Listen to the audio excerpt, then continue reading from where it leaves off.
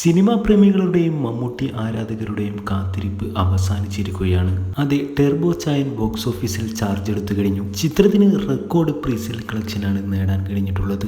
Turbo സിനിമയ്ക്ക് വേണ്ടി കേരളത്തിൽ ചാർട്ട് ചെയ്തിരിക്കുന്ന ഷോകളുടെ എണ്ണം 1408 ഇതുവരെയുള്ള തിയേറ്റർ ഒക്യുപ്പൻസി എന്ന് പറയുന്നത് 59%. 29 ഹൗസ്ഫുൾ ഷോകളുമാണ് ഇതുവരെ ചാർട്ട് ചെയ്തിരിക്കുന്നത്.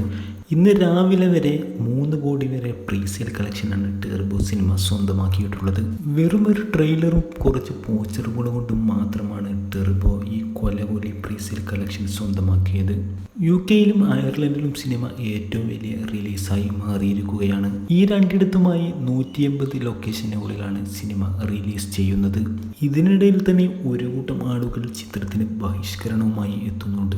മമ്മൂട്ടിക്കെതിരെ വർഗീയ വിദ്വേഷം നിറഞ്ഞ പോസ്റ്ററുകളും ഇക്കൂട്ടർ സ്ഥാപിക്കുന്നു. അതിനിടയിലാണ് ഇന്ന് റിലീസ് ദിവസം തൃശ്ശൂരിലെ ഒരു തിയേറ്ററിൽ പ്രതിഷേധവുമായി എത്തിയ സംഘപരിവാർ പ്രവർത്തകരെ മമ്മൂട്ടി ഫാൻസ് കൈകാര്യം ചെയ്തത്.